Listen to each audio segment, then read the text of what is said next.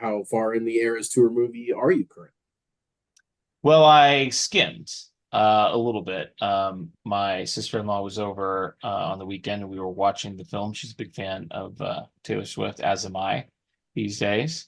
Same, And same. we skipped around a little bit, so I have not watched the whole movie yet. It is obviously it's a big time commitment. We're talking Three about a hours. 3+ hour film, and that is of course condenses down the actual length of the concert performance. So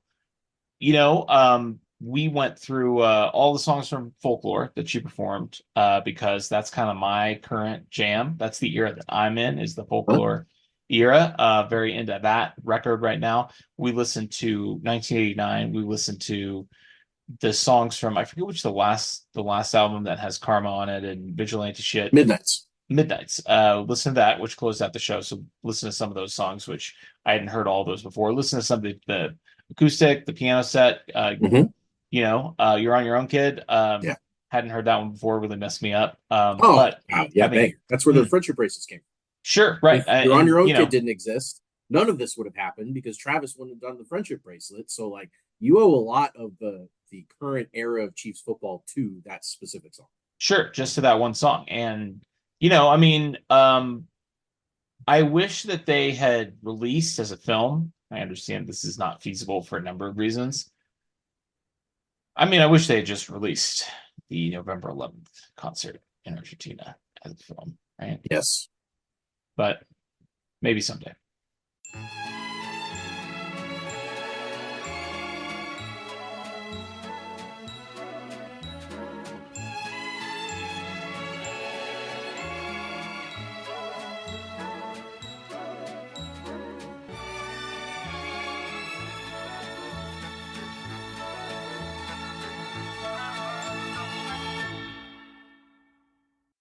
Quick editor's note, I did not realize I had the wrong microphone plugged in this episode, so my voice sounds terrible. Sorry about that. We'll be better next time. Happy holidays. Welcome in to It's Always Sunny in Cheese Kingdom. I'm Austin. Find me on Twitter/X at Real Bird Lawyer, on Blue Sky at Bird Law Expert. Still haven't skied yet, but I'll get around to it at some point. Here with me, as always, my co-host Taylor at Taylor_Wit on Twitter/X, on Blue Sky at Taylor M Wit. Have you skied yet? Have you I fired off prefer the Sky? term blue myself. Oh, you blew yourself. I Yes. think I actually maybe did Sky once, but I have not been back to Sky a second time. Yeah, of course, it harkens me back to the Arrested Development Tobias Sure, Field of course. line. So that's my, in my head, it's always blew myself. But I did one time, and I was like, "Hey, I'm here. This place is weird," much like Fred's. And then I was like, I'm going back to Twitter. That's where the people. Yeah, I'm gonna that's go where the that's people are. where that's where all the people are for now. I mean, fewer every day, and then replaced by more bots. And I actually had a Jesus. very amusing interaction the other day where I had three separate accounts named Mindy or something like that, like three consecutive tweets in a row, but three separate accounts, all with the same first name, bunch of numbers, Hmm. and they liked three different tweets. So it didn't show up as like this account's like three of your tweets. It was Yeah, Mindy liked this, Mindy liked this, Mindy liked this, and they were three different accounts, and they tricky. were three different bots with the What do same they get first out of name, that? a bunch of numbers. What's what's the end game there? I do not understand. I do not understand what is happening. The white supremacism, the racism. I could wrap my brain around that. Yeah, Like I get I the don't end agree game. with it, Yeah, but I right. understand why people Yeah, are yeah, yeah. espousing that messaging. It's something that Uh-huh. they believe in. They're Uh-huh. wrong, and Uh-huh. they shouldn't be allowed to espouse hate speech on the internet. But They maybe should be allowed. I don't know. well, I maybe mean, they free should. But speechish and but stuff. But the point regardless, is, they're assholes. But what are the either bots? way, They I like those understand tweets, their and then motivations. they're The trying to like get bots, you to what? Click on their profile, yeah, see a and little they're not picture. even actually peddling pornography or anything like that. Like these three accounts, Yeah. Mindy or Were whoever they it just egg was, accounts? no, they had a profile picture and they had three different messages. One was like, Hmm. I'm looking for sexy romance. One was like, Sure. I'm looking Classic. for whatever musical partner to dance with or something like that. And one of them had like a beach, one of them had like a, I don't know. But the point They're is, casting a wide like, net. they weren't, but they weren't tweeting. Like these accounts didn't have any tweets. They weren't replying to stuff. Like I'm not really sure. Mia, it was Mia. Mia, The sure. three different Mias. Yeah, one was creating a love story for the ages. Oh, One was a music lover seeking someone to sing along with, can't and blame one her. was a beach bum seeking a partner to surf the waves with. Wow. And So they're like different yeah, shades of each they're all other. variations on a theme, Yeah. and they like Yeah. three different tweets consecutively. Now from the same thread, but like, what is their motivation? They I'll don't have any tweets in their I'll give profile. them this. I don't know. You've been interacted by a lot of bots before. These are the first ones that stuck with you, that That's made true. you want to talk about them on the pod. That's what they That's did. accurate. That's That's true. how they got in there. Yeah, They that's true. they threw you a curveball. You didn't expect the Yeah, curveball. You get the that's right. fastball Now we're 99%, now we're now we're right? talking about it, Yeah, and that's what the bots want. that's what they Mia wanted. is That's going to what they be got. listening to this podcast. Shout out Mia. Uh, Kick off. Let's give the listeners an update on our listener fantasy leagues. We made it through the first round of playoffs. In our redraft league, our plucky rookie prevails in his first round matchup over Roscoe, advancing to face the number one seed Z-Man in the semis. So congratulations to him or her. On the other side, Volk narrowly defeated Duvey, 125.5 to 124.92. Crazy. This would not be the closest matchup we've ever had in our fantasy playoffs because Nope. again, we had a tie in the In the finals a Super couple Bowl. of years ago, In the but Super Bowl. in the Super Bowl, on the last play of Monday Night Football. But good showing by Duvey. I gotta say, I don't understand the choice to start Rashid Shaheed and Demarcus Robinson, who combined for 21 points. Surprisingly, Demarcus had a touchdown, so good job by him over Jordan Addison, who scored 27. And I'm not Jordan really Addison and sure. literally any other player. Yeah, I'm not sure why Doobie felt the need to start Rashid Shaheed and Demarcus Robinson over Jordan Addison. He's going to be kicking himself because he did narrowly lose that matchup. He would have won if he'd started Jordan Addison. But I'm not going to question it too much because fantasy's crazy. And he could have started Jordan Addison and he could have had 0 points, or he could have scored 21 because That's how it listen, it's goes. all random. Volk will play Doey Fresh for a spot in the Super Bowl on the other side of the bracket. Congratulations to everyone who advanced there and is still alive. In Dynasty, we said goodbye to Caveman Jesus. He had a snake bitten season. Mm-hmm. He finished fourth in scoring, but his team went 5-9. And because we know ball, he still made the playoffs. So we had a wild card team. He made it in as a wild card, and he promptly put up his lowest score of the year. He gets blown out by the 3 seed Dennis. Now, I Dennis got to is going to defend him face. where he Oh, blow sure. past him a little bit. He had Well, of course. horrible injury luck. Oh, it was awful. Really, really, really bad in the playoffs, which is the worst time you can possibly have injury luck. And of course, he had Will Levis, who went down, and then before the week, he had Tyreek Hill, who was of course a late scratch, late-ish, and he had Olave again on Sunday. Like he was declared out there. So I mean, just a really tough break for our guy Caveman Jesus, who fought all year. His team's named Pain because of all these matchups. The highest scoring team in the league was actually not the highest scoring team, Dennis. It was whoever played Caveman Jesus on a week in, a week out basis. They actually scored more throughout the year than Dennis did. So just a wild year. Yeah. Tough scene. But you know what? He managed the playoffs, which means he didn't have to fight, did not get relegated. Which so that's he would have, knowing good his job odds. by him. Dennis will have advanced to face in like Flint, who's the 2 seed on the other side of the bracket. You were victorious over Mike 57, 136 to 110, which sets up a semifinal showdown against me, your co-commissioners, your podcast co-host, your best friend. You got a tall task because my team has finished third, first in scoring the last 3 weeks. How are you feeling about this match?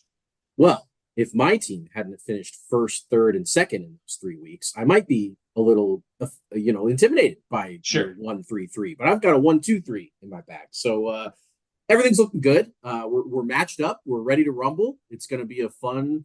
This is what when you and I do a podcast listener league, this is what we wanted to come down to. Sure, of course. Us in the playoffs playing each other. Now we couldn't quite make it in the Super Bowl. You did your part being the 1 seed. I had to slip all the way down to the 4 to get it, or the 5 to get in here because of I was 7-7 this year despite scoring a lot of points. That's I kind of had a Caveman Jesus like performance, but at the end of the day, we're here. We're in the Final Four. We got some really tasty matchups, just so everyone, in case people are curious how things are going to shake out in Week 16. I've got Josh Allen. He's got Dak Prescott. That's two excellent quarterbacks. I've got Derrick Henry and Tony Pollard. You're countering with Kyron Williams and James Cook. So everybody's scoring a lot of points there. Beasts all around.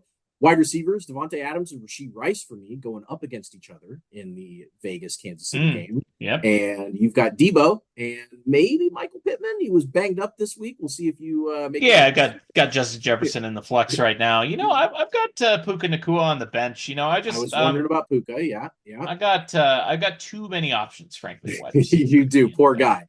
And so down. our final slots, I've got Mostert, Palmer, and Matt Stafford as my super flex. You currently have Jonathan Taylor, as you mentioned, Justin Jefferson, and your guy Gardner Minshew, who you brought all those Colts into your team early on in the draft, and we all had a hilarious time talking about all the Colts that you got. And now you have Taylor and Minshew and maybe Pittman in your final 4 team. So they've been pretty good. They've been scoring. My dude Gardner Minshew was a clutch selection by me because when Anthony Richardson went down, if I didn't have Gardner Minshew, I would have been starting a non-quarterback in my super flex pretty much all year, and that would not have gone well for me. And I'm excited to take you on. It does mean that one of us is guaranteed to make the inaugural Super Bowl in the Listener Dynasty League, which is a great feeling. It's a shame that we can't both make it, but obviously, if it's you, I'll be cheering for you, and if it's me. You probably won't be cheering for me, but that's I will. Yeah, I will for sure. Yeah, we're in this thing together. But it'll be me. Yeah, of course, sure. On the other end of the spectrum, we had 4 teams fighting to stave off relegation to our redraft league. Jordan Screen and Chief Justin O prevailed. Caca! They unfortunately left Sorta Rican and Osho Jared to scrap out for another week, another chance at survival. They are going to be facing Rumham and Tojo. Tojo is, of course, sadly already been relegated, but if he knocks another team out, he can at least decide their fate. And he's been setting a lineup and fighting to the end. We just we'll have to see how it shakes out. Finally, in Cutthroat, we started with 16 teams. We are down to 2. It's Dr. Weiss, aka Drew, versus me. Yeah. I'm one of the teams. I survived the cut. I'm here at the end. Chief Justin O is going to be kicking himself this week. He got eliminated after his 6-player bench almost outscored his starting 9. Yeah. His 6 bench players almost outscored the 9 players that he actually had in his starting lineup. Tough situation for him. He had the Jalen Hurts, sickness situation, and ended up having to start Dak Prescott, who had a down week, and just some tough situations across the board. I really felt for him because he started Bijan Robinson, who I started in my other Cutthroat league, and he scored like 1 point this league. Not a good situation. I'm a little bit disappointed that he got eliminated because Dr. Weiss had some tasty players that I really wanted, namely Tyreek Hill. I really wanted to add Tyreek Hill as sort of the last little element of my Infinity Stone gauntlet here. I have an insane team. I should win, but, it's a 2-week final. May the best man win. We should also point out that the final score in week 15 was Justin 119.9, Drew 120.26. So he did bench a player. Oh, that's right. Yeah. Drew. He was safe. So more, but he benched whoever not Tyreek. He had somebody on Monday night. He was like, already in there. But you're right. He did do it to be safe. But my team scored 185. So listen, I was I was pretty confident that I was going to have one of the top 2 scores after about the first half of the games on Sunday. So it was very chill for me. I had a great time with it. And, hopefully we'll be celebrating a win for me here in a couple of weeks, and we can gloat over all the listeners on the pod. But I do want to shout out the listeners who participated in Cutthroat because that was incredibly, insanely fun. It did inspire us to work on a little zombie league idea that we're going to be maybe experimenting with the podcast listeners. So that'll be great. If you guys missed the playoffs in your fantasy league, you can still get in on the fantasy action on Underdog. You can use our promo code Sunny, SUNNY. Match and deposit up to your first $100. If you didn't get a Christmas present for somebody, just, throw our promo code in there, double your Underdog money, give some of that money to them. They can gamble on sports for free. My dad loves to do it. He's bad at it, but he likes to support the exactly right. He's not a sharp. None of us are sharps, but it's fun. And it gets you some skin in the game on Sundays or on Saturdays or really whatever you want to do. So we got a great show for you guys today. Chiefs are back on their winning ways, which is great for us. It's much more fun to do the podcast when the Chiefs are coming off a win. We got a little dark there last week. We've got news. We've got what is happening. We've got a recap of the Chiefs' victory at Foxborough over the Patriots. And we have a preview of the Chiefs against the Raiders on Christmas Day. But first,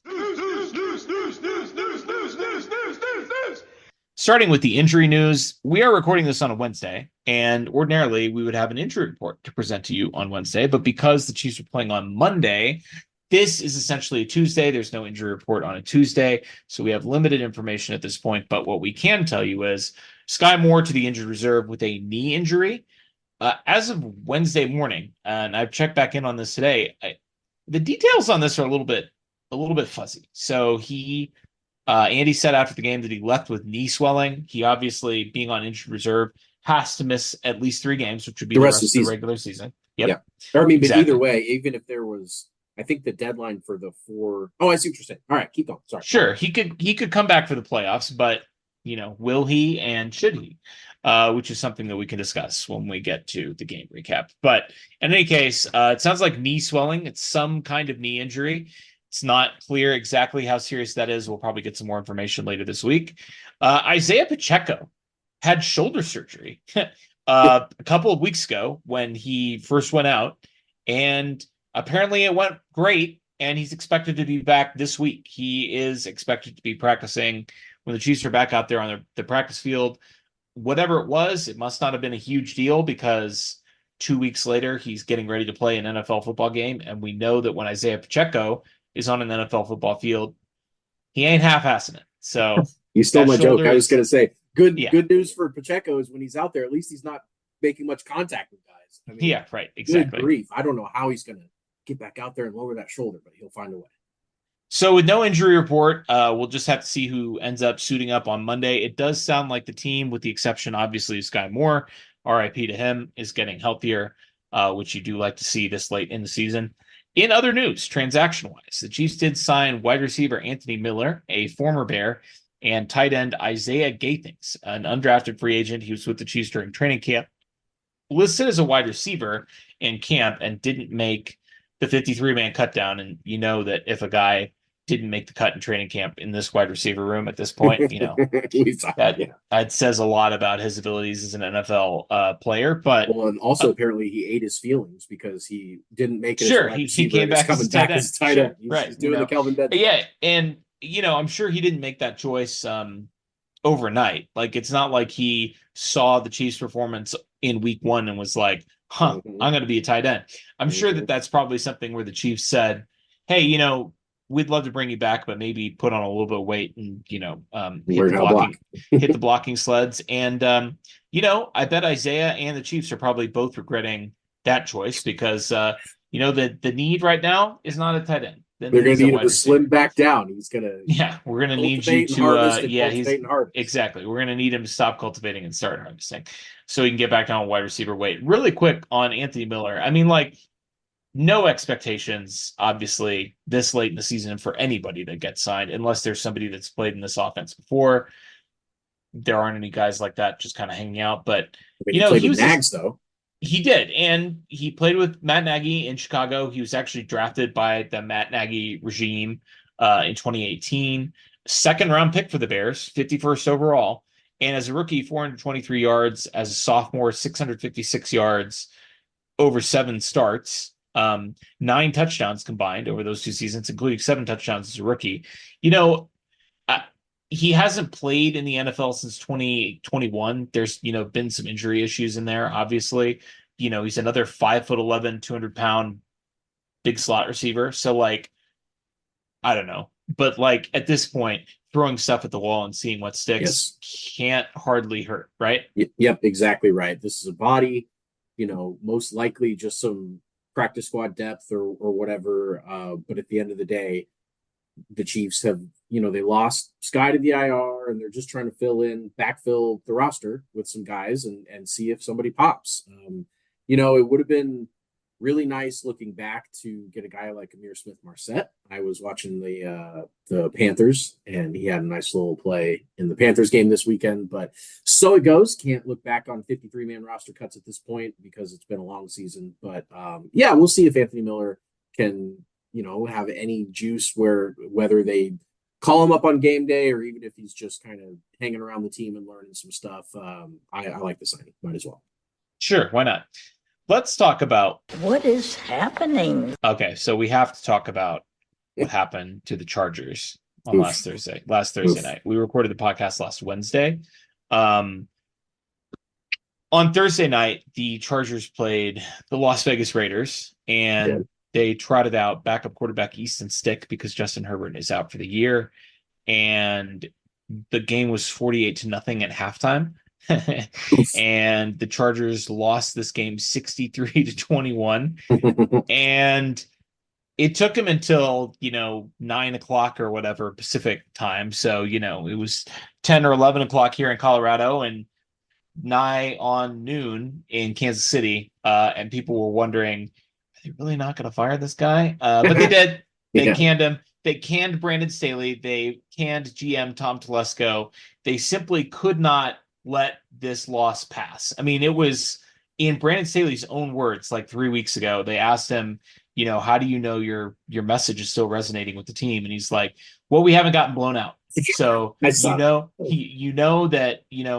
that happens around the league. Like, I know the message is getting through, because if the message wasn't getting through, we'd be getting blown off the field, and that hasn't happened. And then they got blown off the field 63-21 by the Raiders, and boop, he is gone the next day. Very funny. Very funny. As we were watching that game and cracking up about it, one number that I thought was funny is before the game, the win probability had the Chargers at 57%. It got to 99% for the Raiders by 8 minutes left in the second quarter. Oh my God. So through a quarter and a half, when the game was 28-0 Raiders, after fumbles and just ridiculous. I mean, the way that this game went was absurd. It was just the Chargers did absolutely everything they could to get. At one point, I think Easton Stick had consecutive plays of a pick six and a fumble six. So he did. I mean, it was really, really rough. That is tough to do. The Chargers. I saw a lot of people saying that they were charging in this game, which is not correct at all. Charging has it has as much to do with the expectations as it does falling flat. Sure. Like you've got to set them up before you knock them down to charge. And they never set anything up. This was just getting their ass kicked from start to finish. This was one of the worst performances. I mean, I don't know the numbers, but I'm sure this is one of the all-time, either the first, second, or third worst performance in franchise history. The fact that it was to a visiting division foe is rough. I mean, obviously, when you're visiting, the Chargers are really at home, so it's not more great, like a home Raiders game. But just an overall embarrassment. And they now they named their interim guys, and interim head coach is Mr. Giff Smith, or maybe Smith, depending on your pronunciation guide there. And their GM is JoJo Wooden.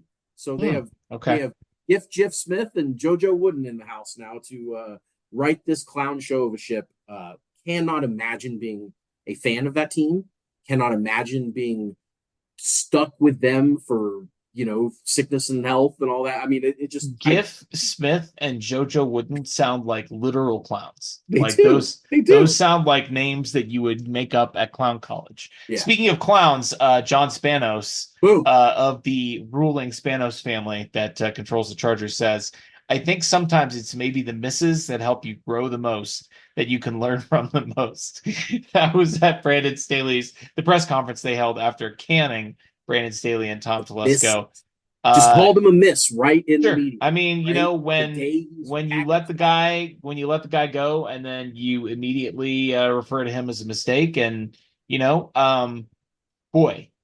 it's really something. Now the Chargers have hired 3 straight coaches with no head coaching experience at the NFL or college level. So it will be interesting to see. I will be interested to see if they buck that trend. If they go with somebody that has previous head coaching experience. I don't know, Dan Quinn's name sounds like, they've got that written all over it. You hear the rumor today? We were manifesting Sean McDermott. We were. They did mention today that they have interest in Jim Harbaugh of the Wolverines, which obviously, of course, he has coaching experience all over the place. But yeah, McDermott he was born to be a Chargers head coach. He was. he was birthed in that DNA of just absolute mediocrity and disappointment and I blowing mean, close games. And I mean, yes. everything they've ever done. He is I in trouble. mean, 13 seconds, the myriad of ways that they have lost games this year. 9/11. The Bills, I mean, like Sean McDermott, I really hope that the Bills keep him around. But if they don't, and he's a free agent, there's no place that he can coach. There's no team that he can coach that he's better suited to coach than the Los Angeles Chargers. Let's talk about the AFC picture. This was a really interesting week, and we don't have to spend a ton of time discussing it because 8 of the 9 top seeded teams in the AFC won this week. So Gross. Baltimore, Miami, Kansas City, Cleveland, Cincinnati, Indianapolis, Houston, and Buffalo all won. The only team in the top 9 seeds in the AFC to lose was Jacksonville, who was playing Baltimore. So playoff odds for those teams right now, the Ravens have clinched 100% chance to make the playoffs. They have a 74% chance to get the bye. We'll talk about the scenario here in a second, but big odds for them. Miami in second place in the AFC, 99% to make the playoffs, 61% chance though to win their own division, and a 13% chance at the bye. And then Kansas City, 1 game back of Miami, 2 games back of the Ravens, but with the tiebreakers over both, 99% chance to make the playoffs, 99% chance to win the division, and 12% chance to get that first round bye. We'll talk about the scenario there in a second. Browns are currently the 4th seed in the AFC with an 88% chance to make the playoffs. The Joe Flacco Browns. They can't be the 4. They cannot be the 4th. That's true. You're correct. I just put them here in order of record, but they are not the 4th seeded team because they have a 4% chance to win the AFC North. They're not going to win the AFC North because they play in the same division as the Baltimore Ravens. They're pretty much locked into that 5 spot, assuming they're able to continue to win out. They have a game up on everybody else in the wild card standings with that 9-5 record. The Bengals are currently in the playoffs. Yeah. But they only have a 37% chance to stay in the playoffs, which is fascinating to me. They have a 3-6 record in the AFC. These numbers are from the New York Times playoff simulator, by the way. Sure, and I guess they end Steelers, Chiefs, Browns. So correct, sure, but it's also partly because of their tiebreaker situation. So they're losing basically every tiebreaker. They have a 3-6 record in the AFC. They have an 0-4 record in the AFC North. So they can't win a tiebreaker over the Browns in their own division because that would be head to head if they split. Then division record if they are tied. They close against Pittsburgh, Kansas City, and Cleveland, like you said. So 37% chance to stay in the playoffs for the Bengals. And then you've got the AFC South. Jags, Colts, Texans are all 8-6. Crazy. The Jags have the head-to-head tiebreakers over both of those teams, so they control their destiny. They play the Bucks, the Panthers, and the Titans to close out the year. Indianapolis is currently in the playoffs, but they have a 51% chance to stay in it. The tiebreaker over Houston because they won the first head-to-head, but they play in Week 18 in a game that could decide who wins the division, potentially, if Jacksonville stumbles. Yep. But the Texans are currently out and have a higher chance to make the playoffs than Indianapolis. They have a 57% chance, which is wild. I don't know the exact methodology that goes into the NYT projections, but we have a team that's in, the Bengals, with 37% chance to make, a team that's out with a higher chance than a team that's in, the Texans over the Colts, and then the Bills. The Bills are currently the 9th seed. They have a 68% chance to make the playoffs, according to New York Times projections. Now, wild. They do play the Chargers, Patriots, and Dolphins to close out the year. So I'm sure that, the thought there is that they win out and they finish. I mean, they're 8-6 now, so they could finish 11-6 if they win out. 11-6 is almost certainly going to get you in. There's almost no way you're missing the playoffs as an 11-6 team, even in the AFC. But 9th seed having a 68% chance to make the playoffs. The Bengals, who are currently in, is I think the 6th seed, having a 37% chance. Yeah. It's interesting. Well, it's an interesting situation. What's also interesting about that Bills projection is, I mean, the Dolphins are 10-4. Like that's their final game. So I don't know if you can say that the Bills are definitely going to win that game. And if they I agree. That game is it's at Miami on January 7th. And so if they go to the division leading Tyreek Hill led, potentially MVP Tyreek Hill, and go win that, I mean, and don't win that game, then the Bills, that's at least their seventh loss, which means they could finish at, And 10-7. And right. And 10-7 with their I tiebreaker don't know. situation. Yeah, I mean, with their all these other tiebreaker teams in the situation, AFC that have a lot of wins. It's We'll not see. great. Yeah, it's No. not great. see. It's an interesting series of projections. It's going to be fascinating to see who gets in, who is out. One team that is out and is very likely to stay out, the Denver Broncos, lost 42-17 to the Lions. They have just a 23% chance of making the playoffs. They do have a very soft schedule over the remainder of the season, but although they are closing it out against the Patriots, Chargers, and Raiders, three teams that they should be favored against and probably should beat. That game in Las Vegas is not a gimme. That's their last game of the season. And even if they win out, they're only going to finish 10-7. Their tiebreaker situation is not great. So LOL Broncos. I promised we would talk about the number 1 seed scenario for the Chiefs. Obviously, first thing that needs to happen there is the Chiefs need to win out. They would finish 12-5 if they do that. If they do that, then we also need the Baltimore Ravens to lose any 2 of their 3 remaining games, which is going to be tough. But they do play at the 49ers, who look completely unbeatable, versus the Dolphins, who look very good, and against the Steelers, who play in their division. Like anything can happen when 2 AFC North teams share a cell, cuz. So, we're hoping that they Second Arrested Development. We're hoping that they're dropping games at the Niners and against the Dolphins. If that happens and the Chiefs win out, the Chiefs will finish ahead of the Ravens. Now, Chiefs would also need the Dolphins to lose 1 of their remaining 3 games against the Cowboys, at the Ravens, or against the Bills. That would give them the same record as the Chiefs, and the Chiefs won against the Dolphins head-to-head. So versus the Cowboys, at the Ravens, versus the Bills, shoot, I mean, the Dolphins could easily drop 2 of those games, but we only need them to drop 1. I'd say the Chiefs have a very good chance at least of getting the 2 seed if, of course, they're able to take care of business and win out. Yeah, I mean, it's all in front of them. Like you said, it starts and ends with winning out. If they don't do that, it doesn't really matter what seed they are, because really, if they lose to these backup quarterbacks, these 3 remaining, things just aren't going to be going the way that we want them to go in. Yeah, but hard to see a positive result in the playoffs. It is. But if they do pull these last 3 games off, which I would expect them to, I mean, they certainly should, they will have the 6th consecutive 12-plus win season in 6 years with Patrick Mahomes at the helm. The Chiefs, before Patrick Mahomes, had 5 seasons of 12-plus wins in franchise history. Absolutely crazy. He would be going for his 6th, which is, as you said, absolutely crazy. And 2 of those. Oh, no, just the one. 2016 was the only other time. I was going to say Reed had 2 or 3 outside of Mahomes, but he only had the one. Other than that, though, the bye is really interesting to me, because if there were a team in the AFC that I was really worried about playing that was in position for the bye, because right now it's Chiefs, Dolphins, Ravens, that's it. I have not a ton of concerns about the other 2 as far as a playoff matchup on the road. We haven't seen road playoff Pat ever.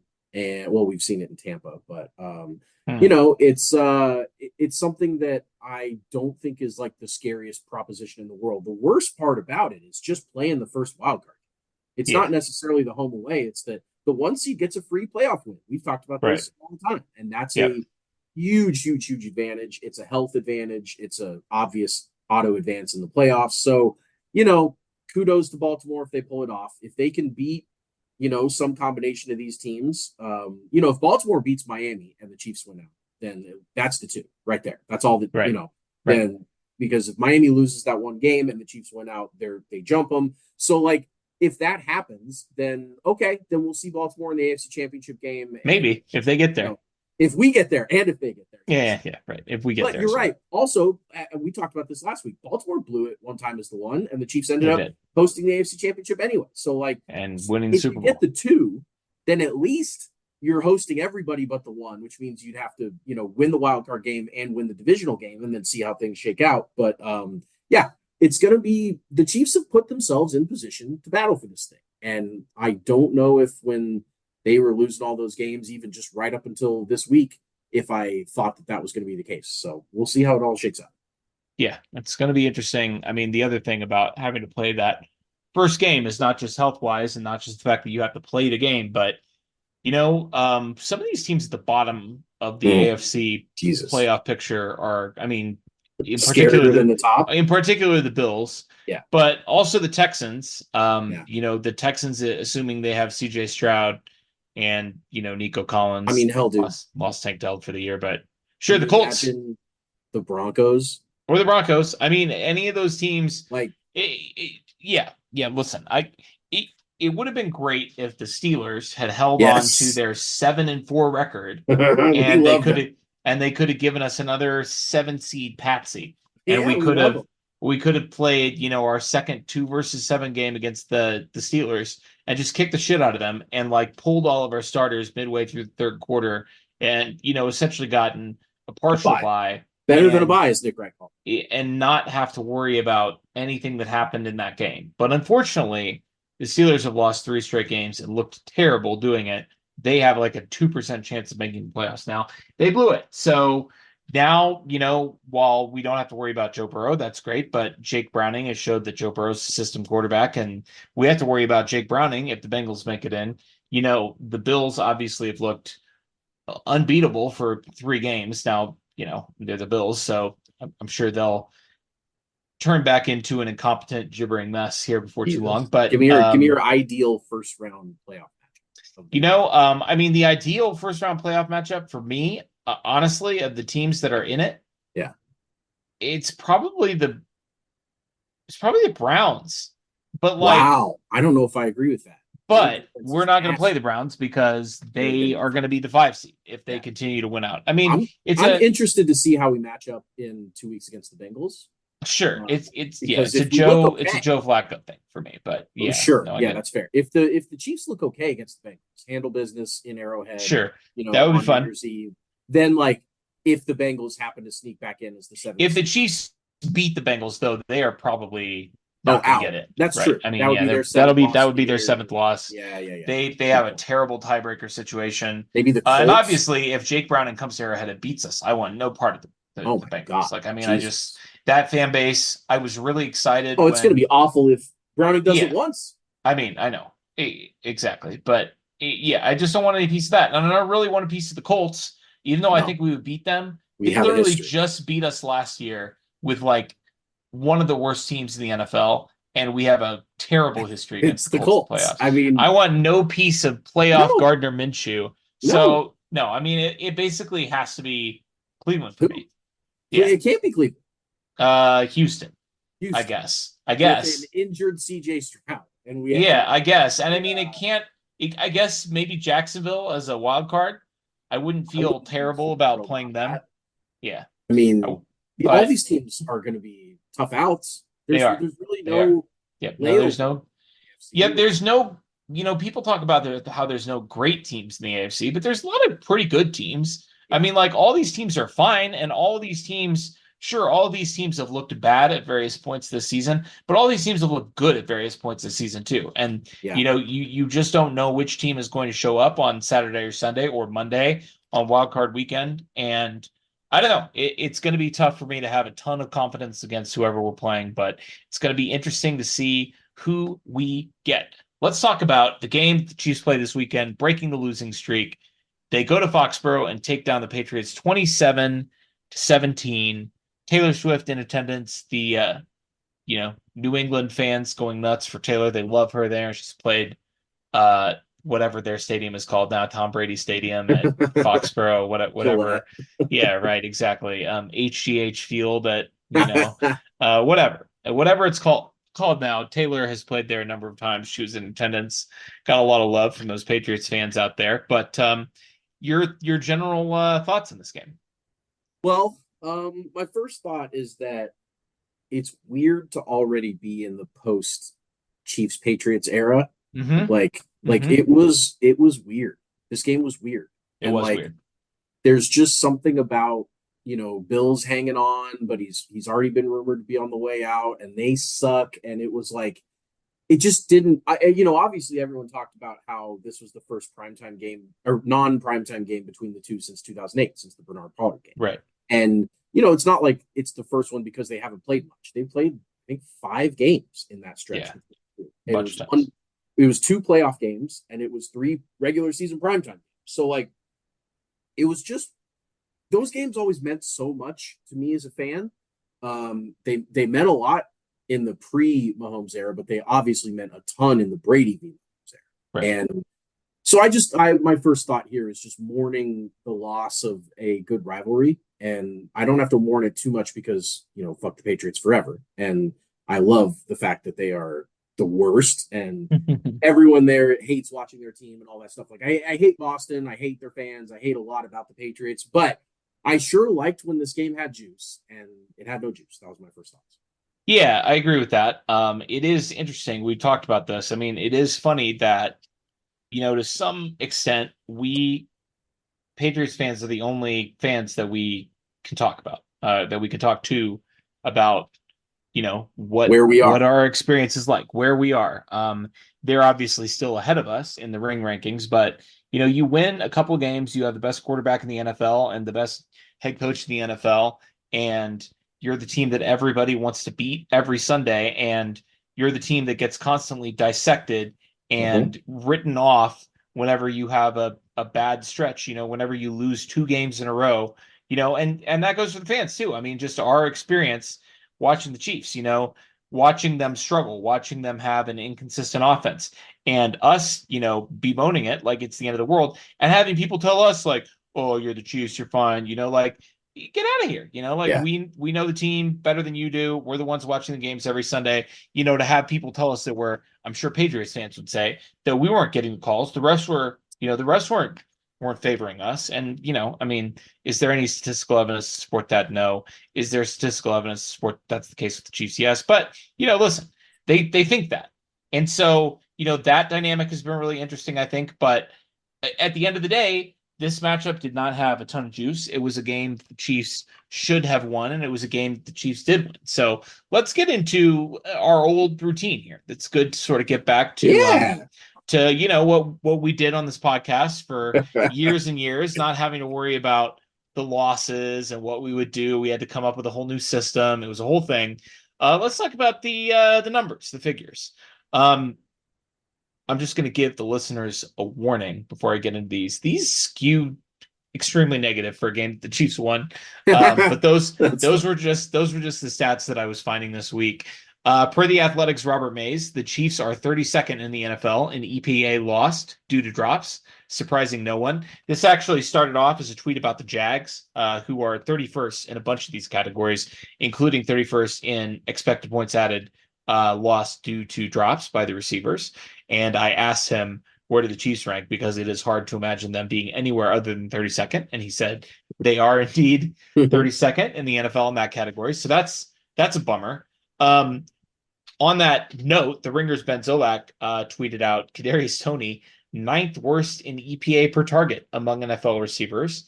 And he was not even the worst wide receiver on the Chiefs because Sky Moore was 6th worst. He obviously went on injured reserve this week. He will not be able to improve that in the regular season. Woof, not great. No. We're gonna do like a reverse compliment sandwich where I start negative, I'll throw a positive one in here, and then I'll end with another negative one. That's called a shit sandwich. Yeah, right, exactly. Rashee Rice saw a season high 92% snap share on offense. So that's positive. He's trending up. He played 92% of the snaps, season and career high. He is PFF's 4th highest graded offensive player this year for the entire season in the 4th quarter and overtime. So all offensive players, tackles, skill players, quarterbacks, you name it, in the 4th quarter and overtime, he is their 5th highest graded player. Patrick Mahomes, by the way, is 2nd. So I mean, he's putting the throws out there. The numbers and the results are not coming, but That's he is the 2nd. She's 4th. I know. It's crazy. And yet the Chiefs have like lost 4 games in the 4th quarter because scored in the 4th. The other bozos on the team literally have not caught a single pass in the 4th quarter of the entire season. Don't check my math on that, but that's how it seems to be. He's 4th most in receiving yards in the NFL over the last month. The last 4 games, he has 333 receiving yards. That is 4th highest in the NFL. Pretty amazing stuff. Also amazing, but in a bad way. I'll hit you with the final stat here. ESPN's Kevin Seifert tweets, NFL officials, this was kind of just funny, threw another 5 flags for offensive offsides this week. They have already tripled their high for a season in this century. So most offensive offsides flags in a season since 2000. 2023, they've thrown 18, including 5 just this last week. 2020, they threw 6. In 2002, they threw 6. Those are the second highest seasons. We're already at 18, including 5 last week. 5 is one off of their previous season high this millennium. So from 2000 to 2000 or to 2022, the season average was 1.9. I will add to Kevin's tweet, NFLpenalty.com has slightly different numbers. They show the highest season total since 2009, which is as far as it goes back, as 8 in 2014, but no other season except this year above 5. This year they have 17 offensive offsides penalties. The league called 0 in 2021. I mean, what are we doing here? This is crazy. What is happening? What is going on? It is crazy. I wanted to look at all this. So they've actually called 19, but the reason that the number is 18 is one of them was a declined one. So gotcha. There were 19 called, 18 accepted. And of the 19 called so far this year, 11 of the 19 are on offensive linemen for lining up over center, and 8 are on split either wide receivers or tight ends. So, and 11 before last week, and then 8 in weeks 14, 3, and 15, 5. So in the last 2 weeks, they called those 8. 3 this year have been called on Landon Dickerson of the Philadelphia Eagles on tush-push plays. He's been lined up offside 3 times. And then 2 were called on Green Bay's John Runyon in the first half of a game on 11-5 on November 5th. So that's kind of the only time that one person's been slammed a couple times. 11 of the penalties have been on 3rd and 1 or 4th and 1. 4 of them were on 3rd and 1, 7 of them were on 4th and 1. So that's just kind of the profile of how these things have been called. You know, it seems to me, at least checking when they were called early on in the year, that they started off being called on linemen and being called for, specifically the first one of the year was on Landon Dickerson of the Eagles. And then it just kind of became this thing where they needed to call it, you know, on everybody. And there was one field goal that was a 55-yard field goal by Chris Boswell that was good, and then it was nullified by the offensive offsides, and he missed the 60-yarder. Not a surprise there. The Broncos were the only other team besides the Chiefs and the Steelers to lose points based on this play. They had a 1-yard touchdown run in that Detroit blowout this week that got nullified by offensive offsides, and then they kicked field goals, so they lost 4 points there. But notably, the Chiefs are the only team to be trailing or tied in the 4th quarter to get a call like this on a touchdown play. And obviously we all remember how that went. So a lot of hand wringing on this one, a lot of interesting conversation about whether it's a trend or whether it's more of a blip. Like maybe the league just wants people to calm down on it, so they're going to call it heavy for a spell, and then they realize that the product is obviously not enhanced by this call. And maybe if they're getting guys to finally realize, like, yeah, we're going to call you in big spots, maybe they'll clean up the lining up. I don't know. I hate the penalty. I think it's dumb. I also don't understand why it's not illegal formation, why offensive offsides is its own thing. Its own penalty. Sure. You know, like, I think that's an illegal weird. formation. If you're not lined up where you're supposed to, then, like, it doesn't really matter if you're over the neutral zone or whatever. Like, I don't know.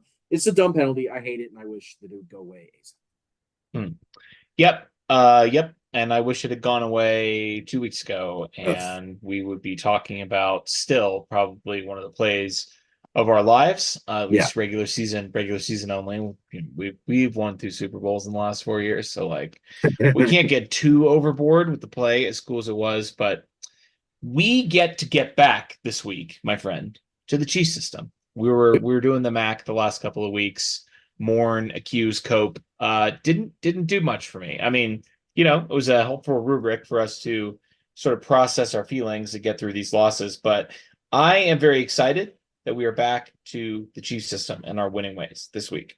Let's get into it. The Chief system, if you don't remember, and I wouldn't blame you for not remembering, because it sure has been a minute since the Chiefs have used this system to defeat an opponent in a National Football League game. That is, of course, the Chief system modeled off the Dennis system from our favorite show, It's Always Sunny in Philadelphia. It starts with the C, and that's create drama. And we talked about this in our opening thoughts of this game. Chiefs versus Patriots. Remember when that game mattered? Yeah, not anymore. Once again, the crowd wasn't into it. The announcers weren't into it. The players weren't into it. It was actually kind of spooky to me. It was like, like it should have mattered. It was a week 15 game in the NFL in a season that the Chiefs are fighting for their lives with the seeding and all that. And we have to manufacture the drama because it wasn't happening anywhere other than on the field. So we'll start with Harrison Butker's first missed field goal. Womp womp, 39 yards on the Chiefs' opening drive. Are we in for another stinker? Drama created. This took on an even more dramatic tinge post-game because Mark Daniels of MassLive.com reported today that according to multiple sources, NFL officials didn't properly inflate the kicking balls at Gillette Stadium before the Patriots matchup versus the Chiefs. Deflategate Part 2, Harrison Butker perfect on the season, and then they stuck him with a underinflated ball, and he misses his first field goal of the year.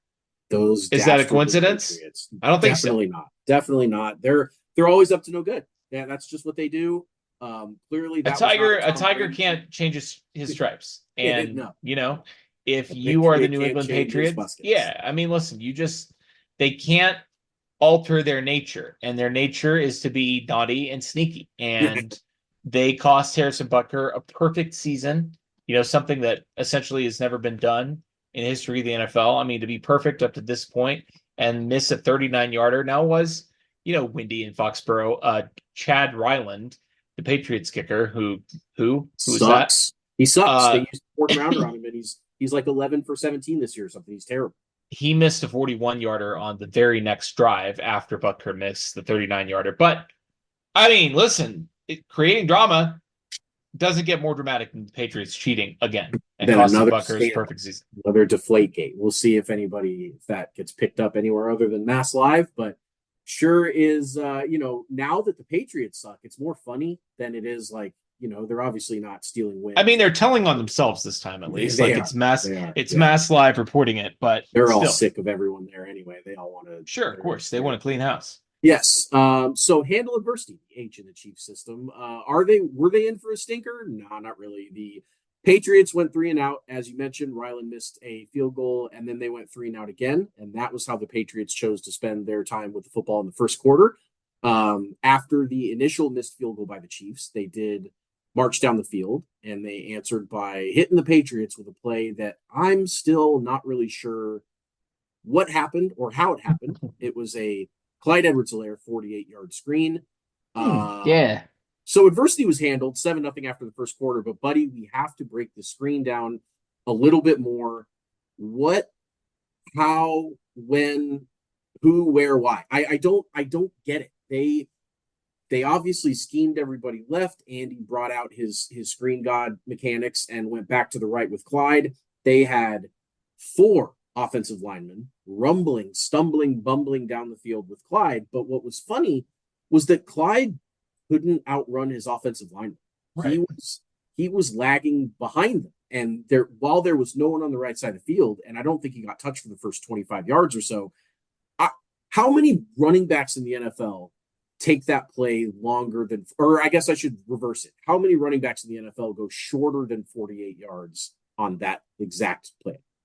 It's not very many, if it's any at all. I mean, there was nobody there, and even to get to 48 yards, he had to break a tackle because somebody snuck in behind the offensive linemen who were so far downfield that somebody was able to then get into the play from behind and hit Clyde. And credit to him for breaking the tackle, but buddy.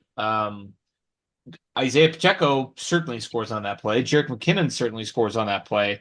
I mean, I think Zeke Chris Jones scores on that play. Yeah, I think he does because he's got that dog. I mean, listen, and not only that, but you're getting outrun by your offensive lineman, And like Yeah. those guys are like twice your weight. Yeah. And that's not how it's supposed to go. I don't want to shit on the guy, but I agree. We'll do plenty. We'll I shine Clyde up. sure we will definitely shine him up. But what is equally confusing to me about this play, you asked how it happened. Where has Andy Reid the screen god been? We've been Yeah. talking about this Where's this has this been play? on our radar for like a couple of seasons now. Mhm. First season with Patrick Mahomes, 2018, they were doing crazy stuff with screens. And really it kept working through really about the beginning part of the 2020 season. And then it feels like the screen game completely disappeared for a Yeah. while. We saw some glimpses of it again last year. We haven't really seen it very much this year, at least not successfully. I mean, I can't recall off the top of my head the last time the Chiefs broke a huge play like this on a screen. And then it was like, of all the teams to do it against, of all the defensive coordinators to do it against, you're doing it against Bill Belichick.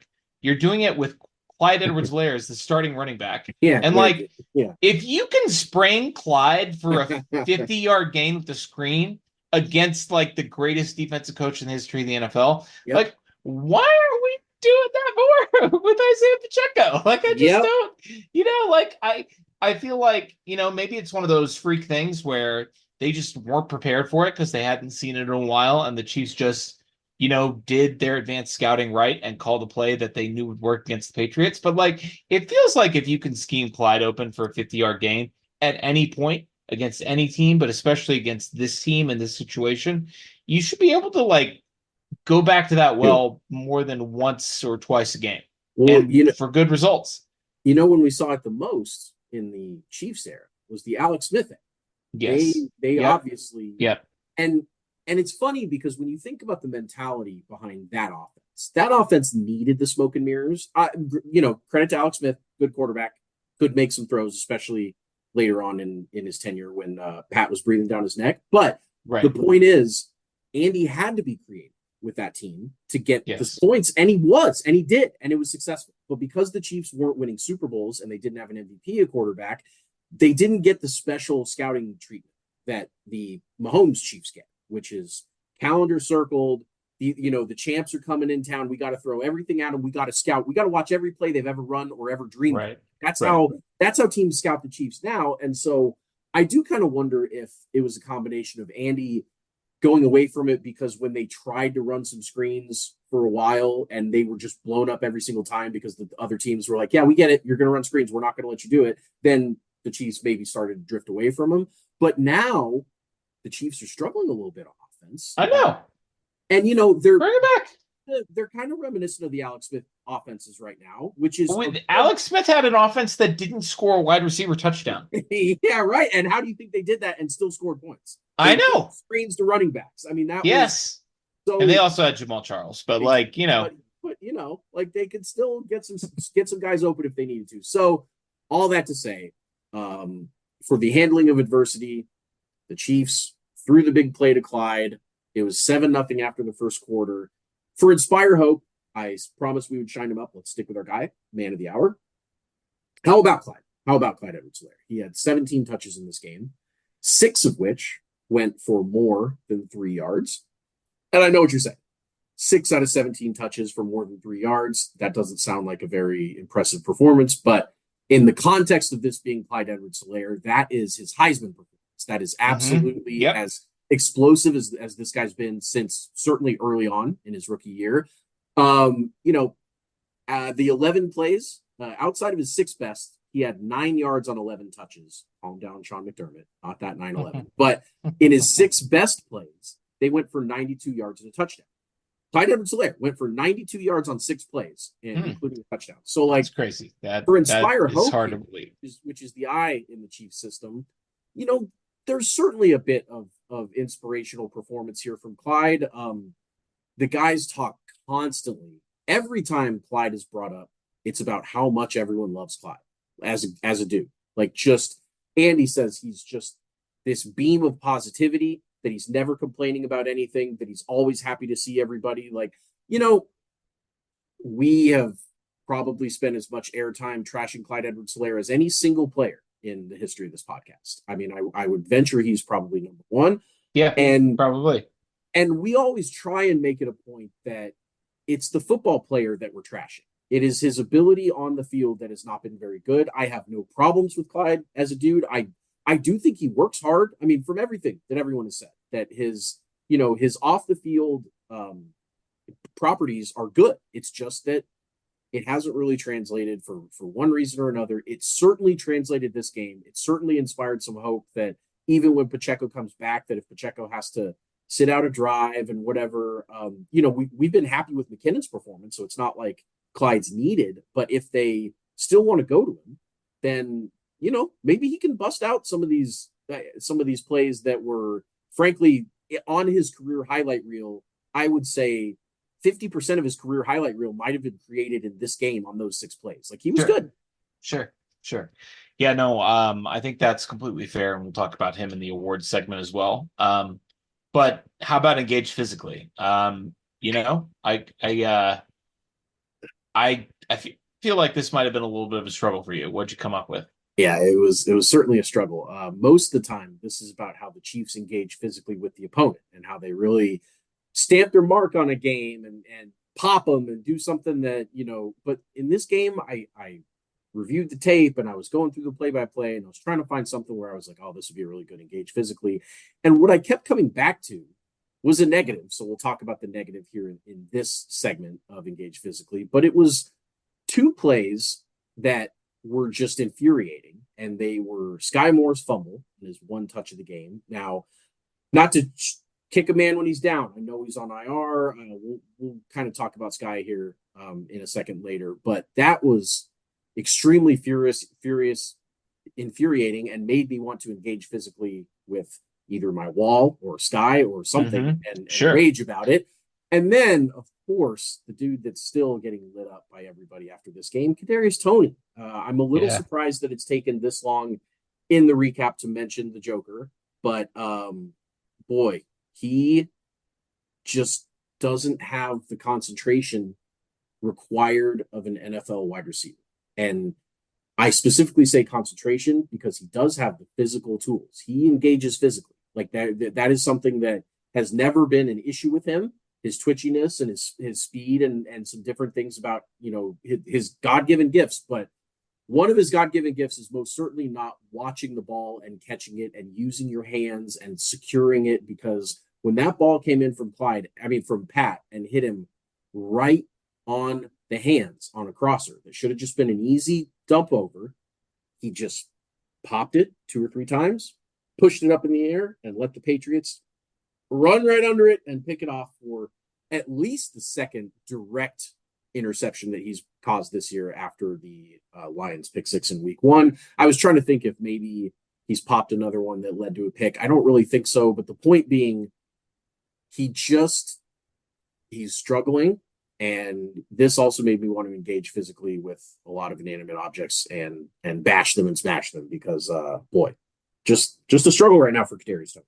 Yeah, it also made Patrick Mahomes want to engage him physically. It seemed like from the conversation or the reaction shot that was shown on the broadcast on the sideline of Mahomes.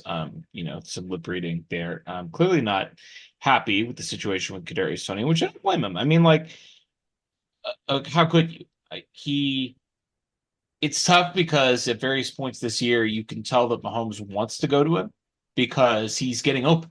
And, Sky Moore isn't getting open. Marquez Valdez-Scantling isn't consistently getting open. Exactly.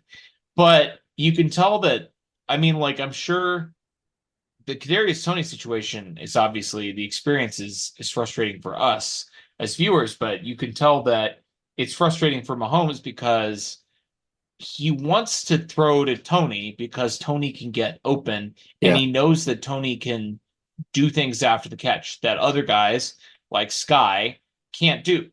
And the problem is, every time he gives him a chance, like almost every single time he's given him a chance to make a play this year, he's blown it. Yeah. And in a couple of cases, he's botched it so spectacularly that, and obviously week 1, it literally cost them the game. Yeah. Like he cost them a touchdown. He put a touchdown on the board with his stone hands. And, this game, it didn't end up proving to be fatal to the final score, but the Chiefs were up, 27-10, and with the way that the Patriots were moving the ball, or I should say not moving the ball, Yeah. that felt like an insurmountable lead. And especially if the Chiefs had gone down on that drive and put some points on the board, put some more points on the board, you get up to 30 plus points. It's this Patriots team. There's no chance the Patriots were coming back and they were scoring more than 30 plus. I'm actually going to look right now. How many times do you think they've scored more than 30 points this year? The 2023 Patriots. I believe they did not score 30 when they scored the most points in the season when they beat the Bills 29-25 or whatever that was. When they beat the Bills correct. This year. They have not scored 30 a single time this year. Can you tell me what that score was? Did I get it? It was 29-25. Hell yeah. Got it. And still got it, baby. That was their highest scoring output of the season. And their second highest scoring output of the season was 21. Yeah, they're not a good Steelers. offense. In fact, they've only broken 21 of their time. It was against the Eagles. So, if you score on this drive, the point is the game is well out of reach. There's 9 you have a minutes left in the fourth 100% quarter. chance of winning the game. And this pick was at the Chiefs' 29-yard line. Patriots went 2 plays and scored a touchdown and turned this into a 10-point game. And you're gifting them points. Yeah, and at least made the Chiefs have to, wonder about, okay, if we don't score on this next drive, they turned a non-game into a game. And by they, I mean Kadarius Toney. And it all comes back to that. And there are parts of this where, for Mahomes himself, I know he doesn't talk about this type of stuff often, but clearly he's always got the ghost of Tom Brady. And he's always got the ghost of winning a bunch of rings and as much as he possibly can all the time in the back of his mind. And losing a game hurts his chances of having a better playoff positioning, potentially a bye, potentially a Super Bowl. Like that, it has a ripple effect. It's not just losing a game if you go 6-11 or whatever. Like this is every game the Chiefs lose matters a lot. And I also think part of the frustration, if Tony was the only guy struggling, and if the Chiefs had Kelsey and Tyreek and some other guys, and the Chiefs had weapons, and every time it was kind of like how McCole Hardman was, where even when the rest of the offense was clicking, you still kind of didn't really feel that it was working with McCole a lot of times. Right. Pat didn't get nearly as frustrated, although he did at times, but he didn't get nearly as frustrated with McCole because it wasn't everyone. It's almost like Pat's like, I need somebody, and when I throw to you, if you fuck up, then where else can I go? I can't go to MVS. I can't go to Sky. I can't, he's almost feeling like the walls are closing in. And so part of that frustration is just this panic of like, oh my God, no one on this team is stepping up to the plate. Obviously, he's still got Trav, but the other teams know he has Trav. And the other teams are double and triple teaming the 33-year-old, 34-year-old, and expecting, someone else to win is just not working right now. So I get it. Where Pat was frustrated. I know some of it was directly at Tony, but some of it's just the situation. His situation right now is unbelievable. Yeah. No, I get it. Engaged physically is usually a positive trait for the Chiefs. Yeah. It's not in this game at all. But we can talk about finishing strong. And really the second half, which has been a big bugaboo for the Chiefs. The Chiefs had a 14-10 lead at halftime in this that became 27-10 at the end of the third quarter. They had 2 field goals. Yeah, by butt kicker on the uninflated balls after he missed that early one. He hit from 29, and he hit a 54-yarder in Foxborough on a not regulation ball. That's a hell of a kick. That could be the greatest kick in NFL history, depending on the inflation numbers. And then, of course, Clyde once again had they called him Minitron because he mossed a guy. He got up. He has one of the biggest verticals on the team for being a short guy. And Pat was scrambling around from the 6-yard line and threw a ball up there. And normally you would expect a guy like Kelsey or someone to jump up and get it. And Clyde climbed the ladder and got up and came down with a touchdown in the third quarter. And so the Chiefs did finish strong in that second half in a situation that they have been routinely putting up goose eggs. And so that was nice to see that they stretched that 4-point lead way out to 17 in the third quarter. Well, and not only that, but they obviously they had the ball on the Patriots 6 at the end of the game, and they could have scored again. So, just like the Jets was game. Yeah. that was the defense turning the Patriots over on downs as they were kind of making a last ditch attempt to move the ball forward. And Andy Reid said after the game that you don't run the score up on. He said on Bill Belichick. Now Andy would not run the score up on anyone, but No. In he fact, definitely Andy would does the not do it. opposite of running the score up. He Right, sometimes run the score lets down. them back in. He Sure. runs the score down and He runs the makes score sure down. their team doesn't feel too bad about getting their asses kicked by the Chiefs and wants to make sure it was a good, hard-fought, close game, even when it shouldn't. So Yeah, that's right. And Pat feels the same way, as he's told us on several occasions. He wants the game to be dramatic. So it's just what he does. That's just what he does. So, I mean, the finishing strong.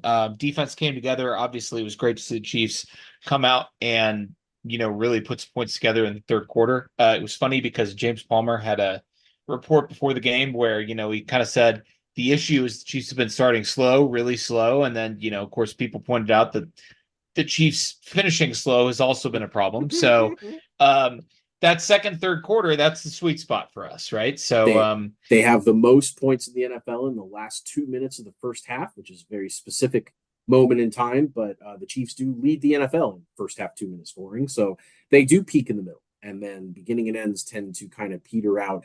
Which means for separate entirely, I tried to make it about this game, but they didn't particularly separate in this game. They had the 17-point lead. The Patriots scored in the fourth. They made it 10. So instead, I want to talk slightly shift to what this game and this win meant by separating entirely in the AFC West. Because as we saw, the Broncos, when they don't get 3 plus 50 turnovers on their side of the ball, they tend to not be a very good football team. And that happened shocking. Once again. Yeah, right. Imagine that. That happened once again with the Detroit Lions. They blew them out. And so with the Chiefs win and the Lions loss, the Chiefs separated entirely from the AFC West because now 2 games up with 3 to play means that any one win by the Chiefs or any one loss by the Broncos is going to seal this baby up for the 8th straight AFC West title for the Chiefs. Just an unbelievable run of separating entirely from the AFC West. They've done it over and over and over again. Even, some years where it seems like the division was all in and they were all going to come after the Chiefs and give them their best shot. Other years where it seems like all the division is a joke. Either way, no matter how the division lines up, the Chiefs just managed to find a way to win it, and they separated entirely in this one.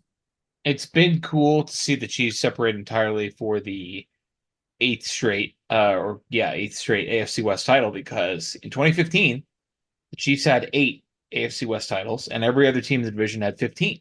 Yeah.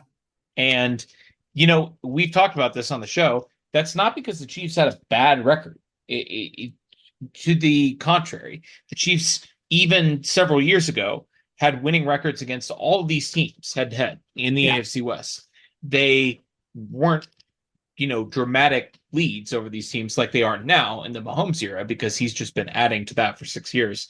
But the Chiefs, after a couple of years in the Andy Reid era, were, in the red against Art. In the black, which one of those is good? In the black, Red's bad, black's good. Yeah, they were in the black against all of these teams, and yet because they were finishing second, every year, and these teams were finishing first, the 15 times that they each did it, the Chiefs had a huge deficit in AFC West titles, and now, 8 years later, 6 years with Mahomes, 2 of Alex Smith, they are going to have a lead. For the first time, I'm sure, probably since the AFC West was founded. We may have won one, there in the beginning, but this will be the first time that the Chiefs are going to be the first team to get to 16 when, 8 years ago, they were at 8 and everybody else was at 15. So pretty good way to separate entirely there. By the end of the Mahomes era, they will have separated entirely from every other team in the AFC West in terms of division titles. They'll probably win the AFC West every single year that Mahomes is the quarterback. Sure. So by the time he retires, we'll have probably 30 division titles. And the then rest Bronze of these will teams, take over. Sure, and then Bronze will take over. And these teams will be all sitting at 15. 15, and we'll say we went from 8 to 30, and you guys are still sitting at 15. It's going to be hilarious. 15 is an appropriate number, obviously, for Pat. Perfect.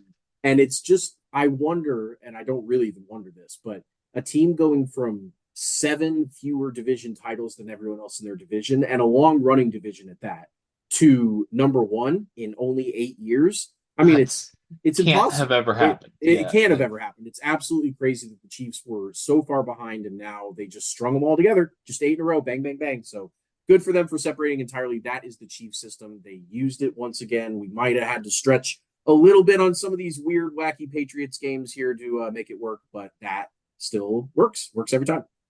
Let's hit the awards real quick. We've got 5-star men. Five-star man! Five-star man! We've got trash men. I'm the trash man.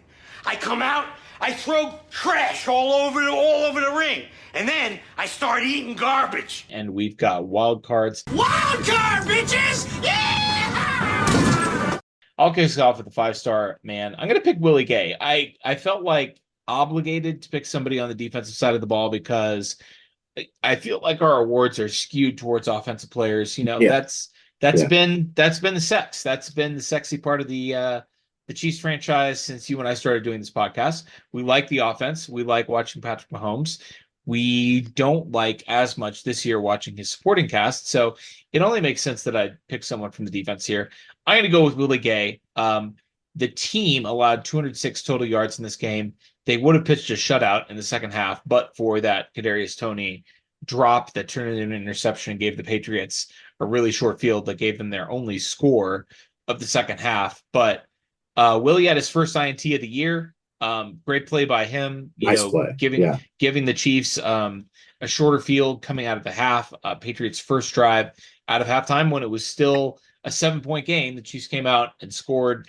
Got it to 17, and then the Patriots, had a chance to respond, could have gone down and scored again, and instead, very first play of the Patriots' first drive, the second half, Willie Gay gets it and returns it for 24 yards. The Chiefs end up scoring the Clyde Edwards-Helaire touchdown on that play, and never looked back. So 5-star man Willie Gay.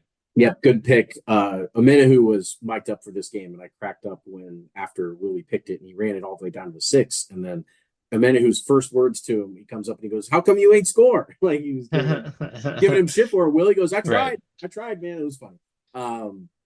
A good pick there. I could have very easily chosen Rashee Rice for this game. He had 9 catches for 91 yards and a touchdown. He's been great. He's stepped up in a role that sorely needed an alpha, and he's been that guy. And we talked about him a little bit earlier in the numbers and the figures, and all the credit to him.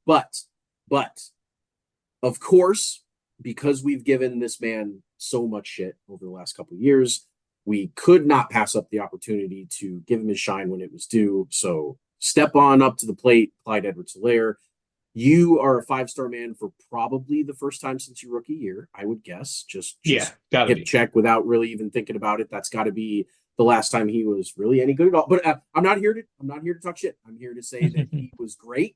Pacheco was out, and the Chiefs needed a guy to tote the rock. And between the long screen and the big jump touchdown, like those are 2 of the best plays Clyde's ever had. So much shout out to him. I hope I can give him a 5-star man one more time in the future, but we'll see if he can make that possible. But for now, Clyde, good job, buddy. It is a big moment for somebody who was a healthy scratch in the Super Bowl last year. He's had a rough go. A former first-round pick to healthy scratch in the Super Bowl, and obviously that was his first Super Bowl win because he was part of the team that got blown out in Tampa. It's a nice turnaround for him. I'm not gonna glow about him too much because I still have gripes about some of the ways that he played in this game, but we had to do it. You guys would have eviscerated us if we hadn't given Clyde his 5-star man award. He did. Yeah, but he played a good game. That being said, we are gonna shift some stuff around. So the trash man, okay, as you all know, for many weeks now, I think 6 or so, has been our honorary Clyde Edwards-Helaire and Sky Moore Trash Man Awards. Those are done. They're no longer.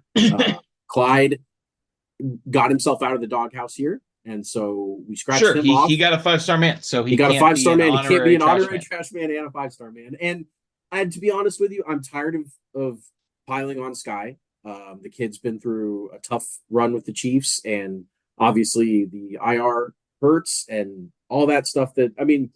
I don't think he's very good at football, obviously. That's why he was an honorary trash man. But that being said, now that he is on the IR, now that we can. We don't want to kick a guy while he's down. No, you got to kind of put him in the rear view. I'm pretty sure he's played his last down as a Chief. I think in my gut. And so because of that, I don't want to mention it anymore or harp on it anymore. So we are back to just trash men. We are no longer having honorary. Now, maybe if Kadarius Toney keeps this antics up, or if some other, someone else can come along and swoop one of these honoraries away. But for now, who is your standard trash man? I mean, it's got to be Kadarius Toney. I mean, like Love it. I mean, he's the new whipping boy. I mean, this is a podcast that does skew heavily towards positivity when it comes to the Chiefs, It's and always sunny.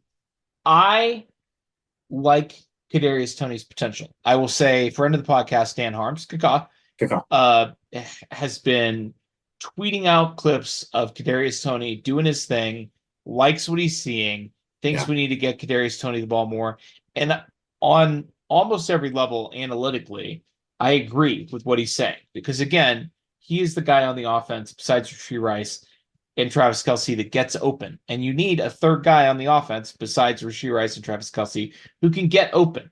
He also is the guy that can make people miss, and he can make explosive plays. So yes, I want to give that guy the rock, but my heart says punt this guy into the sun, get him off the team, and end his career in the National Football League because, I mean, another just horrific performance in this game. 2 receptions on 4 targets, 5 yards, and of course the brutal drop that just, I mean, Sam Monson of PFF described it as being like, he's like a cartoon character at this point. He's like Wile E. Coyote. Yeah. And, he just is basically inventing new ways to egregiously fuck up a play. Like if you were to tell an NFL football player, like, I want you to go out and play your position, but like, I want you to actually sabotage the team as much as possible without anybody knowing that you're doing it. This is what it would look like. Yep. Like, it's handing really hard. Yeah. It's really hard to, it's even if you were doing it on purpose, it would be really hard to have a couple of plays this year. Tyreek did it 2 years ago. He did. But a couple of plays this year where you are not only dropping the ball, but in the course of dropping the ball, giving the ball to the other team. And it obviously worked out okay in the sense that, like, Tyreek is going to lead the NFL in receiving this year. The Chiefs made it to the AFC Championship game that year and then won the Super Bowl the following year. But I mean, Kadarius Toney's the easy choice. I just don't see who else I could possibly pick in that situation. Yeah, if Kadarius Toney was playing like Tyreek Hill, other than sure, I mean, right, like Tyreek got away with it because he was fucking Tyreek Hill, and he didn't really get away with it. I mean, the fan base was livid. I will say we on this podcast gave Tyreek a ton of grace because he's always been pretty sure-handed and he's amazing. He's a great football player, but Kadarius Toney, not there. No, not there. I will pick for my trash man a guy that I just haven't seen.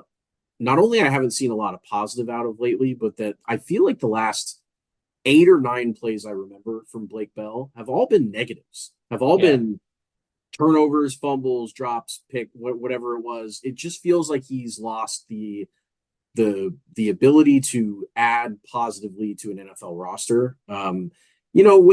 When they were trying to bring Blake Bell in as the Belldozer, which, first of all, again, doesn't work anymore because he's not in college because everyone's already bigger than him in the NFL. Yeah, but right. When they were trying those sneak plays with him, none of those really worked. They tried a little pitch play with him. That one didn't work. And then they've just tried a bunch of, even now, standard passes. This one in this game was 3 yards in front of the line of scrimmage, and he didn't come back towards the ball when Mahomes threw it. He just kind of sat back and let the Patriots defender rip it directly out of his hands for a pick. And it was that was another case where I was like, look, man, I'm just done with Blake Bell on this team. I'm just done with trying to get him involved in even one play, because that one play was shitty and bad and was a turnover and could have been in a closer game against a better team, could have been a game-losing turnover just the way that Kadarius Toney's could have. And the only difference between Blake Bell and Kadarius Toney is Blake Bell doesn't even do what Kadarius Toney does. He doesn't even present the ceiling there. he's all floor, and you can't have a guy Right. that's all floor. So No, Blake you Bell, can't.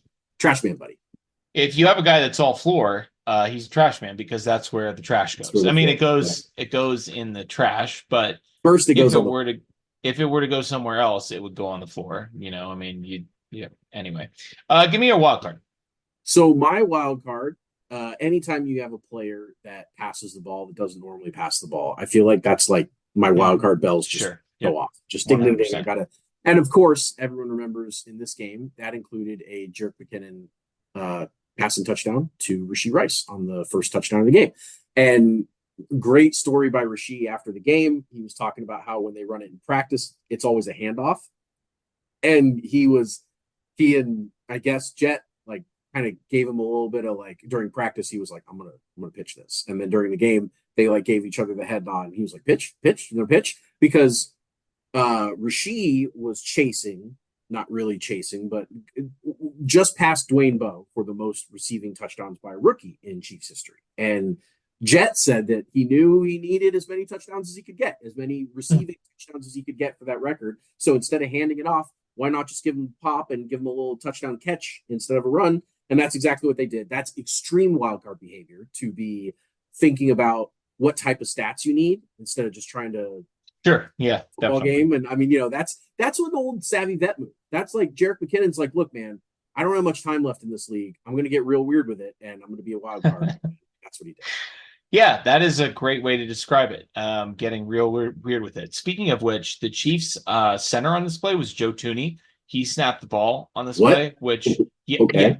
yes. Oh, right, because Patrick played fullback. I totally forgot about that. Correct. Yeah. And the only reason they did that, I mean, there wasn't anything as part of the design that necessarily needed Joe Thuney instead of Creed Humphrey to be snapping the ball, except that I guess when they were messing around with this play, now obviously the pitch was sort of a little improvisational move. Travis, in fact, on his podcast said that he had never seen them from the pitch before. Yeah. And he was going to have to ask Jet if it was just something that he sort of made up on the spot. It sounds like that may have been what happened. But the Joe Thuney thing was Patrick, just in practice this week, was like, oh, Joe Thuney used to play for the Patriots. So, like, why don't we put him in at center, for one of these goal line plays, just for him to get a chance to snap the ball at Foxborough again. And he obviously played some center for the Patriots. He played all over their offensive line. I think he actually played all 5 offensive line spots for the Patriots during his time in New England. So that's like a huge wild card move where you're having somebody other than your regular center snap the ball just because like he used to play there. And a big time wild card play and a big time wild card player in Jerick McKinnon.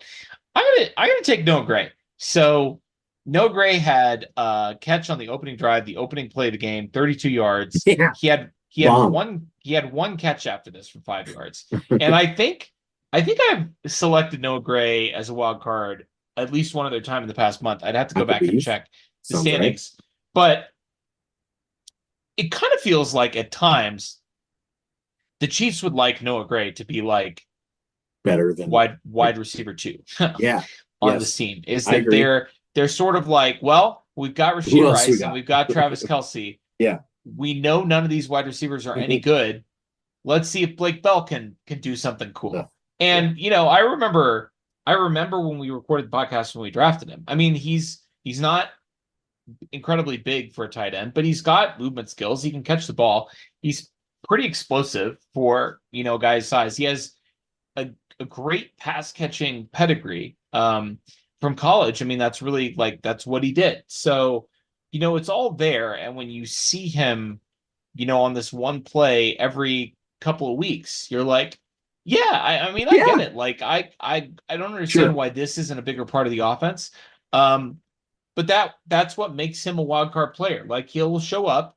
He's sort of like the tight end version of MVS. Like, he'll show up, he'll do something cool, except without the bad. Like, because he only gets the ball. He doesn't mess up every other time that he gets the ball. It's just like he'll get the ball a couple of times a game and good things happen, and you'll be like, why don't we see that more? Now, with MVS, we know why we don't see it more. It's because the other times in the game, he's getting the ball and he's dropping it, or Jesus. he's running the wrong route, or he's not being physical at the catch point, and or he's looking around trying to get a flag when he could just catch the football and make a play. So I don't want to make that comparison, but in the sense that he shows up like a couple of times a game, maybe once every couple of weeks, and you're like, huh, yeah, it would be cool if we saw that more in the offense. That's wild card behavior. And I would be interested to see if that is something that we see an uptick in. Sure. Because he did have a pretty high snap count in this game. It felt like, in fact, friend of the pod, Randy Serley, was tweeting about this, that like kind of feels like the Chiefs' plan is, Travis Kelce and Rashee Rice, and then like, oh, maybe we could throw another tight end out there, and maybe it's going to be Noah Gray, and that's going to be the offense. So he was my pick for the wild card. That'll do it for our awards. That will close the book on the Chiefs' 27-17 win over the New England Patriots. Let's preview quickly Chiefs versus Raiders. There's not a whole lot to talk about with this game. The Chiefs have already played the Raiders once this season. They played them in week 12, so pretty recently, just back at the end of November 26th. Mm-hmm. The Chiefs won that game 31-17. A pretty comfortable victory for the Chiefs after they fell down. After they fell down 14-0, and then they got right after that. An infuriating game to watch in first couple of drives, but then they did get right in that game. The Raiders obviously fired Josh McDaniels earlier this season, but the Chiefs didn't even see Josh McDaniels this year. They only saw Antonio Pierce. He was the coach when the Chiefs last played the Raiders. So, they kind of already, it's not like it's a new guy in there who they have no exposure to and they don't know what to expect, because they've already played the Antonio Pierce Raiders once this season. It's not going to be like when they go and play the Chargers and Giff Smith is out there coaching the Chargers, right? True wild card. Okay, Giff Smith. There's two F's in there. That definitely should be. No, it's Giff. I'm kidding. All right. Oh my God, I can't even do it. But in any case, the Chiefs clinch the AFC West with a playoff berth if they win this game. All they have to do is win. They win the division. It's over. I don't know what else to say about this game. It's a Chiefs Raiders game. I guess the Raiders are coming out, a blowout win over the Chargers, but major the Raiders, after they fired McDaniels, they got to play the two New York teams back to back, which is, anyone who knows anything about NFL football knows that is a good thing to have. And so they won both of those games, and they were feisty when they beat the Jets in that second game. The Raiders were one of these. They were 5-5. They were hanging around. They were right there in the playoff hunt, and then they dropped a game to the Dolphins, barely 20-13, admirable performance. And then after the 14-0 lead got blown and they lost 31-17 to the Chiefs, they had a horrible loss to the Vikings of 3-0, one of the lowest, obviously the lowest scoring game in NFL history. And after that, they then go out when they have nothing to play for, because after those 3 straight losses, they're sitting there at 5-8 and completely out. And then, of course, the Chargers, who were one game worse and completely out, then they blow them. So all that is to say, even though the Raiders are just coming off of a 63-21, what should be like a momentum building, feel good type of win, they don't have anything to play for, man. They're 6-8. Like they're not gonna. You're obviously not gonna make the playoffs with 8 losses, and at that point, what are you trying to do? Are you trying to get a worse draft pick in the final 4 games against the Chiefs, Colts, and Broncos? Like, do you really want to go win those games? I mean, I know the players certainly do. But, sure, and the coaches, because you've got an interim coaching staff, but the coach does. But like the juice, I just don't feel that this team is going to come out in Arrowhead at noon on Christmas and give the Chiefs a game. Aren't those people just going to want to get back to their families and fly home as soon as they can? And like, I don't see it. So to me, the fact that if the Raiders had strung together some wins, and instead of 6-8 now, if they were 8-6 and one of these teams that were right here in the hunt, I would think like, man, this is a trap game. Yeah, I know they've got Aiden O'Connell, but right now, I just feel like the Chiefs need to make sure that they take care of business here, because I don't think the Raiders are going to do much to stop it. Sure. I mean, it's on Christmas Day, and when you get to Christmas, the end of the season is tantalizingly close. These guys have probably already made their off-season plans. They're going to Sure. Cancun or whatever, and the Chiefs need to be the team that sends them off into the sunset. And hopefully they'll be able to do that. When the Chiefs have the ball here, they are still the fifth-ranked offense in DVOA. Uh, Again, Ow. how, but they are. They're going up against a pretty good Raider defense, 11th in DVOA. But this is a team that, like you said, historically has been a get right game for the Chiefs, even in a season where the Raiders have like their best defense in. Yeah. I mean, their best defense this millennium, probably. Yeah, sure. The Chiefs still move the ball at will against them. Really kind of had their way with that defense in the first matchup, and I'd expect probably the same in this game. As long as the Chiefs can get something going. I mean, really, when they played the Raiders the last time, this was kind of where we started to see them unleash Rashee Rice a little bit. Yeah. But We talked now, about the trio of right, Rice, Pacheco, and Kelsey. They right, finally got the lion's share of the offense, and it worked. right. And Rashee Rice had 8 catches for 107 yards against the Raiders, and obviously popped that touchdown, with the yak on that play against the Raiders. I mean, it felt like this game was sort of the start of what we're seeing with the current Chiefs offense, which has been better. I mean, it's not 2018, No. but it's definitely getting better. So it feels like the Chiefs should be able to score. On the other side, the Raiders, have had pretty good offenses over the last 10 years or so. They were very efficient under John Gruden. They had the 2016 year with Jack Del Rio and Derek Carr out there, where they were pretty solid. A top 10 offense. Maybe a top 8 offense if you're being generous to the Raiders. But they are 28th this year, and 28th with I get it. He's a rookie quarterback, a mid-round rookie quarterback, but Devontae Adams, Jacoby Myers, two pretty good players. Michael Mayer, the tight end, has come on recently. Josh Jacobs obviously won the rushing title last year. This is a team that should be better on offense, but they're 28th. The Chiefs have the 8th ranked defense in DVOA and just completely dominated another bad offense in the Patriots. Now, the Patriots are a different degree of bad in offense compared to the Raiders. The Raiders are 28th. The Patriots actually, oh my God, the Patriots are actually 27th. I was like so confident that the Patriots were going to have, I didn't even look it up. I was like, there's absolutely no way that they could possibly be better than the Raiders, but they actually are almost identical in DVOA. The Patriots are negative 13.2%, 13% worse than the league average, and the Raiders are 14.5% worse than the league average. So, the Chiefs defense just had their way with a pretty comparable offense, and I would expect that to be the same on Monday.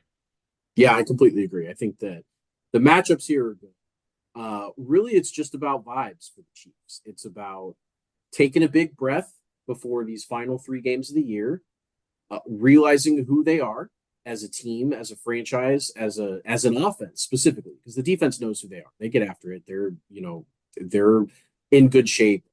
The offense needs to just kind of step up. They need to man up. They need to find some guys that are able to go make some plays. And for the love of God, help Patrick Mahomes out. This dude he leads the NFL in total yards, passing plus rushing, and he's trying his damnedest out there. And I know he hasn't had the best year statistically, but certainly it takes more than one guy to have a good statistical year in football. And I'm looking forward to the Rashee Rice development and maturation there. Obviously, with me having him going against you in our Listener Dynasty League, I would love a little 2-touchdown, 150 performance out of Rashee. But really, anything more, as long as he's sitting around 7-8 catches, 80 yards, something like that, wide receiver 1 typical type of numbers, I'm going to feel great about the Chiefs moving forward using him. And then from there, I'd love to see Travis Kelce get his swagger back. I think he's been struggling. He's so close now to 1,000 yards for the he'll get it. eighth, But the eighth row. Has every division title also been a Travis Kelce 1,000-yard season? I think that's correct. yes, it would be. Yep, I think so. I mean, that's right. so just keep on keeping on with him. Sure. I mean, that's the formula that works. Travis Kelce gets 1,000 yards, we win the division, and and go at least host the AFC Championship. I know everybody.